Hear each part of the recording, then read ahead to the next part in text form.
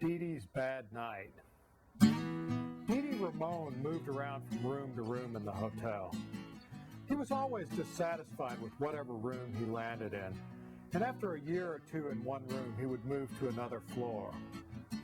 He told me that one time they had put him in a new room, and no sooner had he moved his few possessions in than he began to feel uneasy. Though he knew he hadn't lived there before, he had a vague feeling of déjà vu.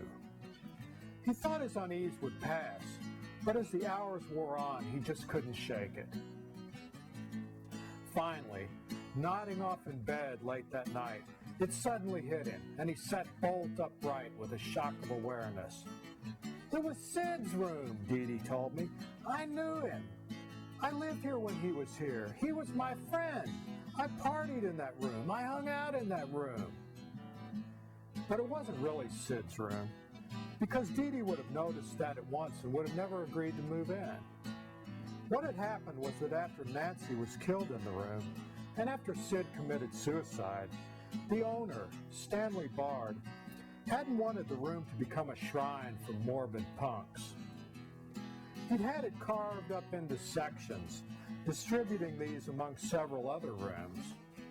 Sid's room, properly speaking, doesn't exist anymore. But Dee Dee had got a window, and the play of the shadows in the corner, in the half-light of the moon and the streetlights, had been something that the renovations had failed to alter, something that had remained constant over time. In a panic, Dee Dee fled the room, refusing to stay there another minute and demanding to be moved to another room immediately. They didn't have any rooms open on such short notice, or perhaps, as Dee Dee thought, they just wanted to torment him.